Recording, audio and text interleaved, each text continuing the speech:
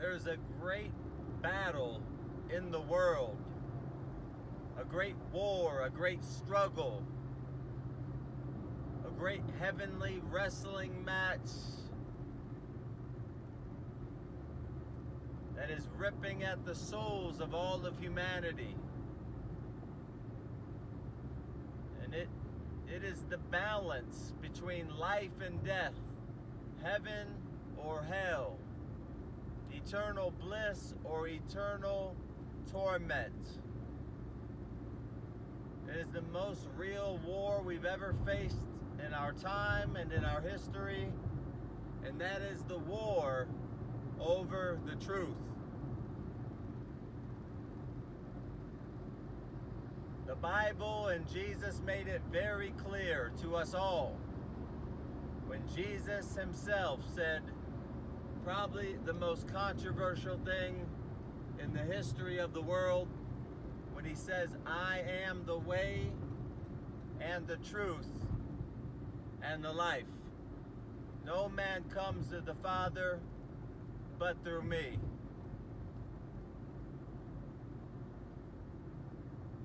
If that is true, then that means that Jesus is the truth. And only through Jesus can the most vital truths of our existence be known and experienced. And I believe those are the truth of our identity, that is who we are, the truth of our value, that is what we are worth, and the truth of our destiny, that is why we exist. That apart from Jesus, you cannot possibly know exactly who you are. You cannot know exactly how valuable you are. You cannot know exactly why you exist. Jesus is the cornerstone of our truth, of all the answers in all the systems. Jesus holds the keys to knowledge and wisdom, be it for the world of education, the world of science, mathematics, English,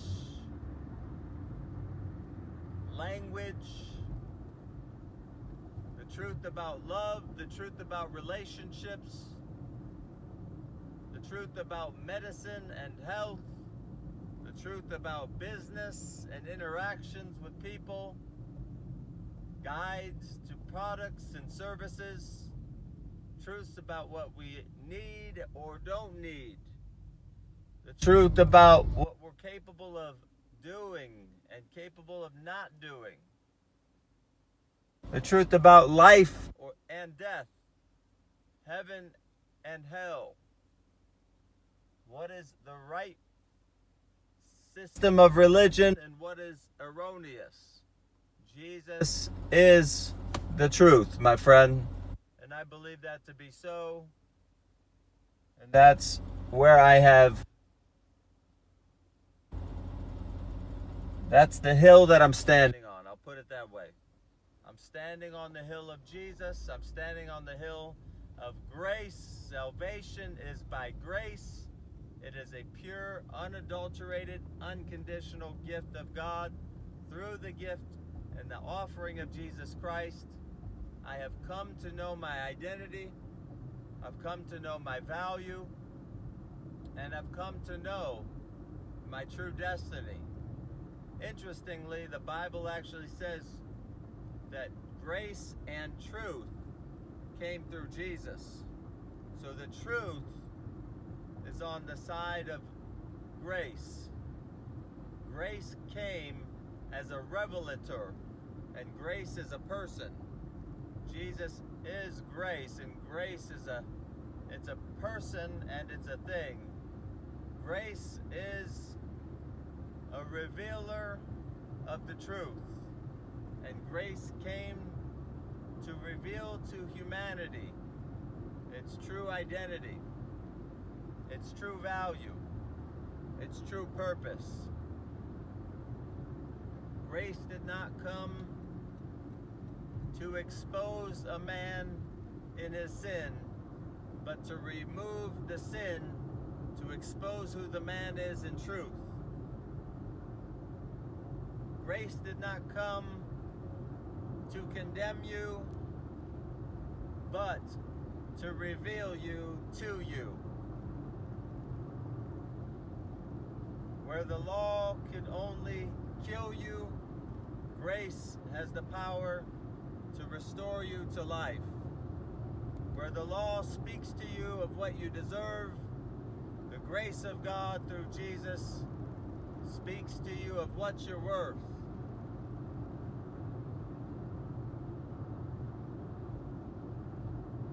While the law speaks of what your unworthiness, grace speaks to you of your worthiness, of your worth. While the law had no power to save you, but only to damn you, grace has the power to save your soul and to restore you to your rightful place as a child of God. So the law was given through Moses. It only has the ability to kill you. Grace came through Jesus, and grace is on the side of truth.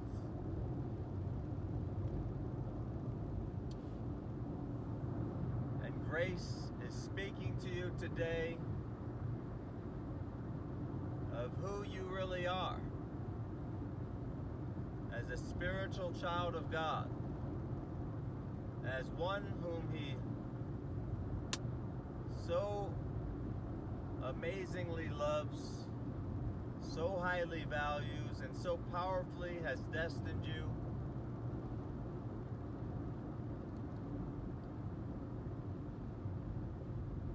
So we are designed to live in the truth, my friend. That's why in 2 John chapter 1 verse 1, John writes to the elder who he loves in the truth. He's speaking to people who are in the truth. I love you in the truth, and the truth is a person. He's referring to Jesus in this section. Everybody who is a Christian is someone who is alive in the truth. And the truth is a person, and the person is he's a revelator, a revealer of your identity, of your true standing, of your true position. And so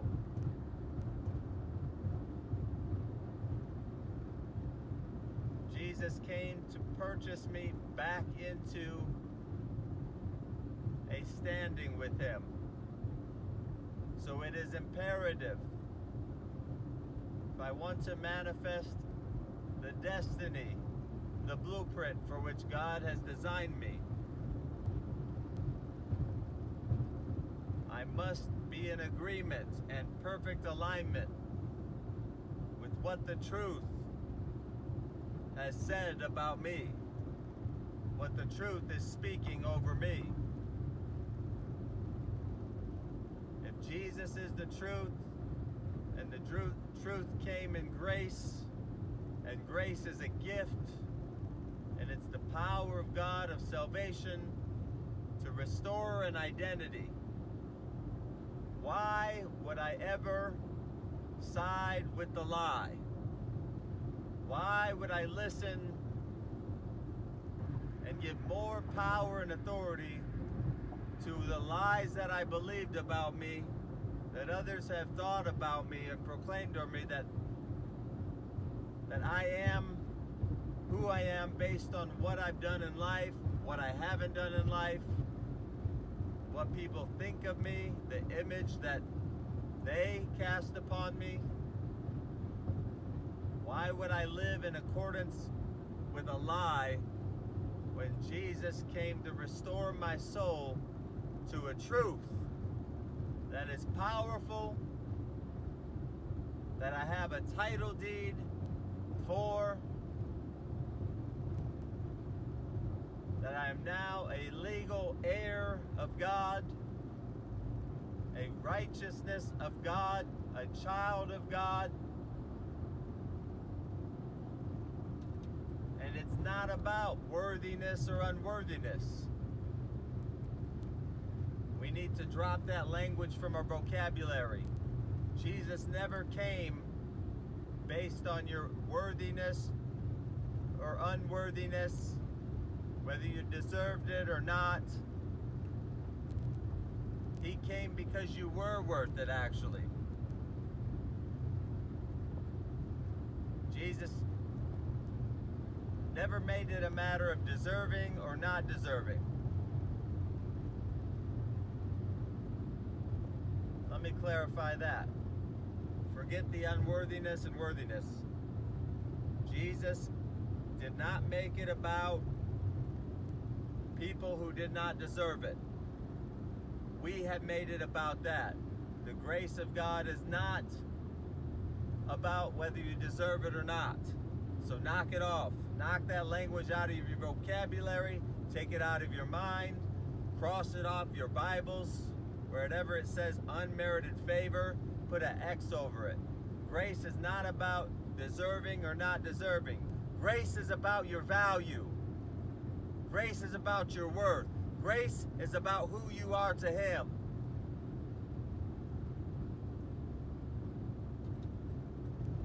The truth knows who you are. The truth knows your worth. The truth knows your destiny. Stop being proud about what the truth says about who you are. What the truth says about what you're worth. What the truth says about what you're destined for. The truth says, abide in me. Rest in me. Trust in me. He who abides in the truth and the truth abides in him, that same person will bring forth much fruit. Why? Because you're now in perfect alignment with the truth about who you are, what you're worth, and why you exist. I'm convicted this morning that I need to have the mind of Christ. I'm way too limited in my thought patterns as it relates to how my life can be lived out. God is a God of the impossible, the immeasurable, the indistinguishable from the world. God created you to be peculiar, unique. I realize we don't have the mind of Christ when our lives aren't peculiar. When we're living on defense, not on offense, it's only because we don't have the mind of Christ. Christ was on offense all day, every day.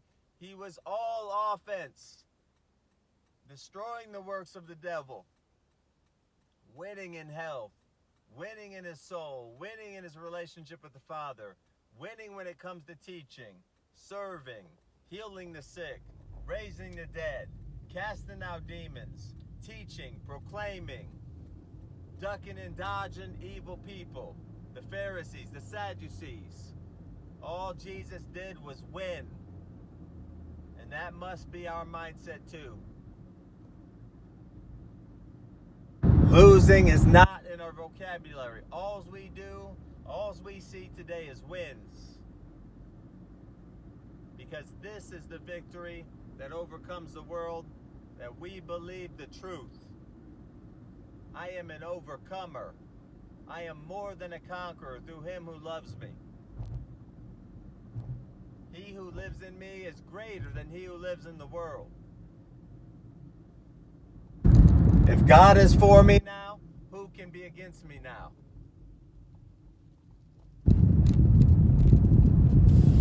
So this is a major statement from my lips that Jesus Christ is Lord and he is the truth.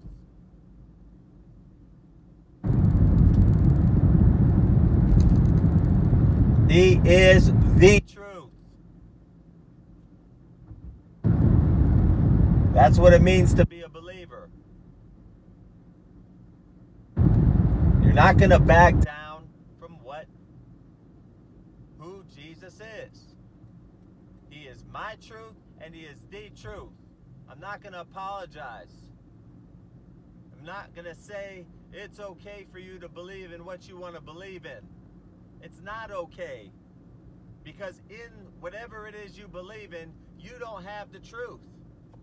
There's only one place to find the truth. That's through the source. That's through God himself, who sent the Son to reveal the truth about you to you.